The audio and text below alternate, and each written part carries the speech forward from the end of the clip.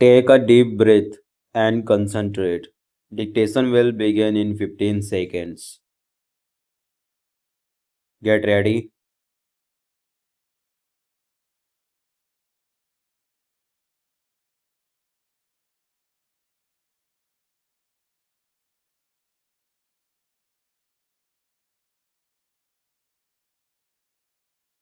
Start.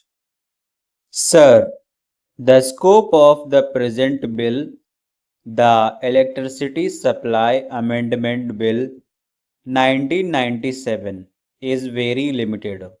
There are two amendments. The main point is that through the present amending bill, the sum of rupees 1 crore fixed 1997 for small schemes is being raised to rupees 5 crores. Even this amount of 5 crores seems to be very small, and I do not think that there will be any difference between 1 crore and 5 crores these days. So I would like the minister to consider this aspect very carefully, and I would like to suggest that this amount should be raised to 15 crores or 20 crores, which I think it is the minimum, and I think that would be a reasonable thing. I do not think the present bill is comprehensive enough. I want that a comprehensive bill should be brought forward so that the country could make progress in this field. After all, the aim is to see that electricity generation is adequate and its distribution or supply is proper, and the country goes forward. By bringing this piecemeal legislation, I don't think that we are fulfilling or doing justice to anyone. Secondly, the generating companies are authorized to go in for such schemes without obtaining the concurrence of the Central Electricity Authority. Of course, this provision giving more power to state electricity boards is very welcome. I welcome this proposal by the minister, but at the same time, I have to draw his attention to two or three problems facing the country at present. The main thing is that most of the projects which are still pending are not completed. There is a long delay in the completion of some of the important projects. The Public Accounts Committee, you might have gone through their report, said that there are certain projects which have taken 20 to 30 years to complete, whereas they should have completed in 5 to 10 years. Also, prices have gone up by 50 to 100% in some cases. So, this is the state of affairs.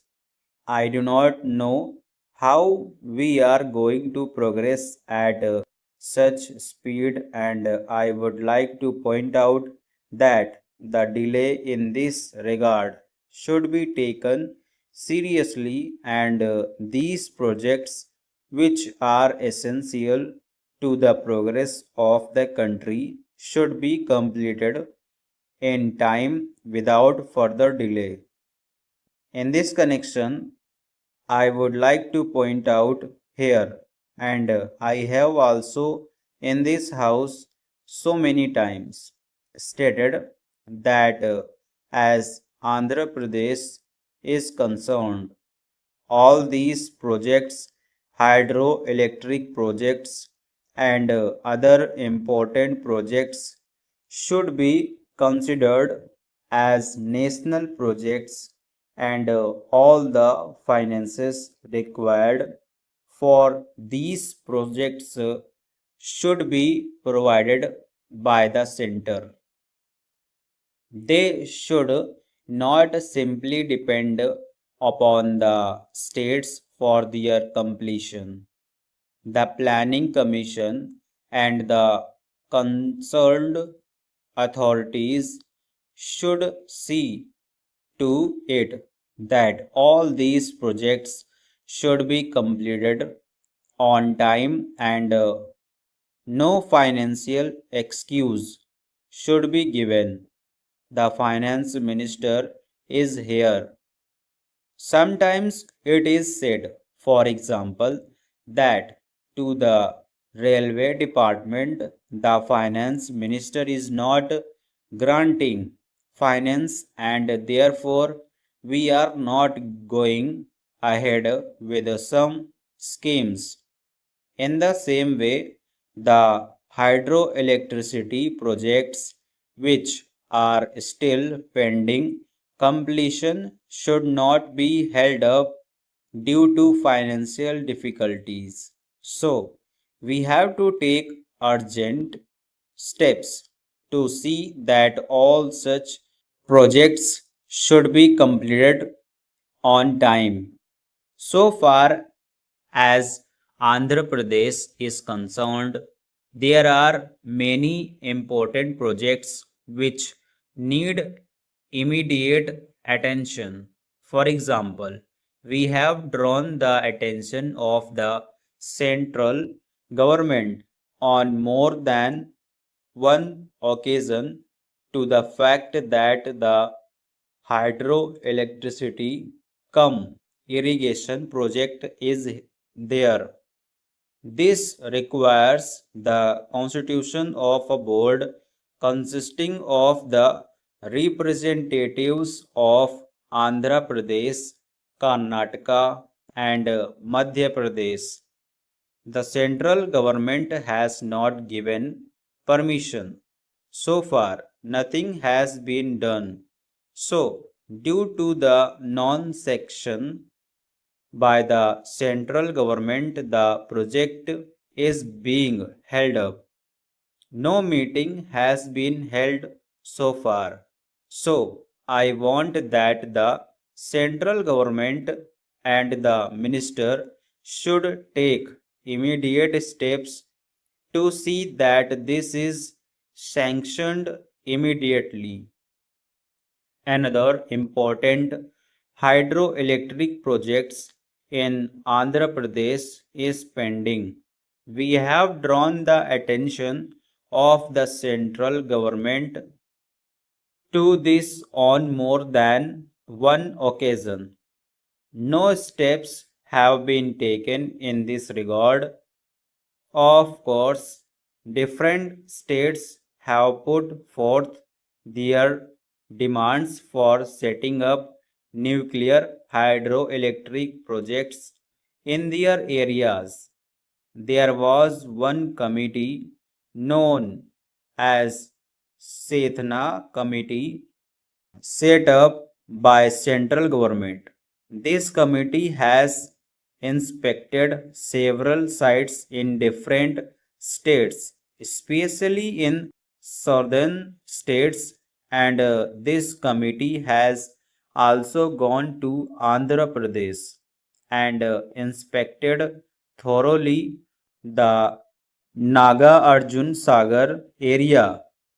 This committee has come to the conclusion and has submitted a report to the central government that the area near Naga Arjun Sagar in Andhra Pradesh is most suitable for setting up a nuclear project in that area. I do not know what steps the central government have taken in this regard, but the minister stated that the report has been submitted.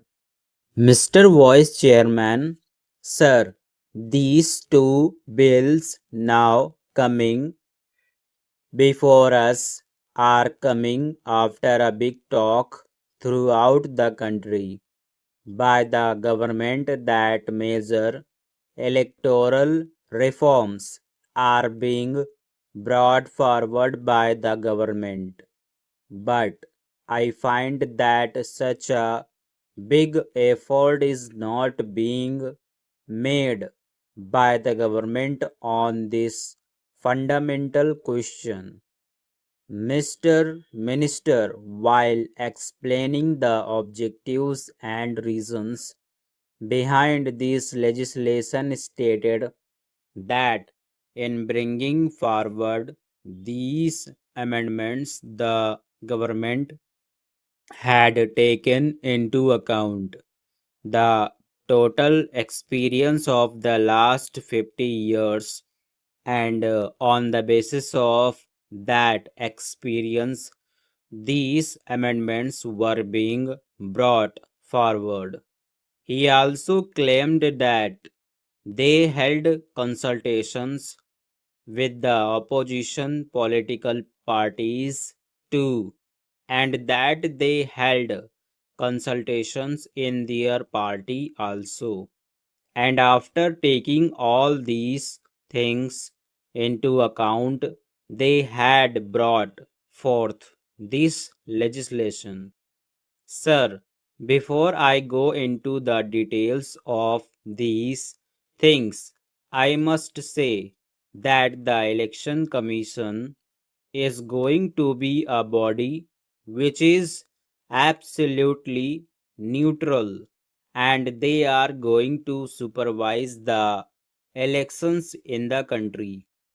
I do not want to say anything about them, but the reason given today for not holding parliamentary elections in states, my humble opinion, does not stand to logic. Only that much I want to say, because I do not want to go beyond that. Coming to the other question of elections, it means that maximum democratic opinion has to be mobilized for those who are to govern the country. But the experience hitherto has been the central government has had democratic elections, that under the present system of elections with 30% of votes, the electorate enables you to rule the country. Sometimes it may be 33% or it may be 40%. That means that majority of the electorate opinion is not giving you support to rule the country.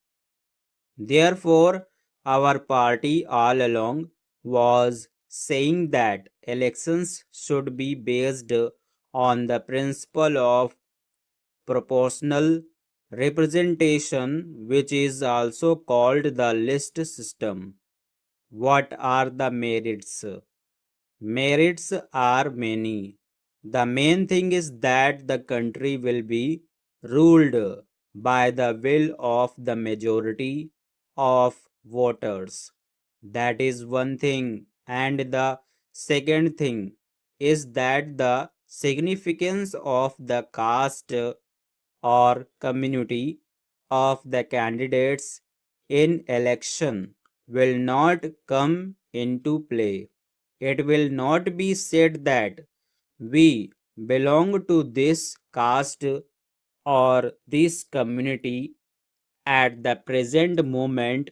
These things take precedence over the party to which the candidate belongs, which is relegated to the back position. It is the party which should come to the forefront. If we follow the system of proportional representation or the list system, it will be the party which will come to the forefront. There are many other malpractices associated with election which come into play during the elections. All these should be eliminated. Therefore, all along our suggestion has been that there should be proportional system of elections which has not been accepted. We talk about so many evils of the elections, that is muscle power, money power, and sometimes government using its own power to scuttle the election processes, and at times this process is interrupted. I may here give an instance as to what happened in the recent elections in Tripura. We can understand normal rigging during elections, but this is the latest and the only event in the history of elections in India. A candidate was declared elected by the authorities that he has been so elected. The All India Radio broadcasted that man was elected. The election commission agreed that he has been elected, but the next morning we read in the newspaper that some other person has been elected. Can you imagine this thing? In the Tripura elections, a candidate who had been elected and so announced on the All India Radio and also agreed by the election commission was declared defeated the next morning. The fact is that after the election result was declared, the electoral officer in charge was garroted and threatened not only by the Gundas but by the paramilitary forces, the military forces at the disposal of the central government, so that this man was afraid for his life and he had to say that somebody else had been elected. That is the situation. Therefore, while we go into these questions and we make electoral laws or bring about fundamental changes in our constitution, we should be above party lines and should see that no party should do anything against the law that we make in parliament. This experience has not been taken into consideration by the government while bringing about these amendments. It is not enough to say that muscle power or governmental power is misused during elections. We have before us Constitution Amendment Bill lowering the age to 18 years. That is a good step. It has been said that they were discussing it all along. I do not mind what they had been discussing all along. I agree to this amendment, but with some minor reservations. Stop.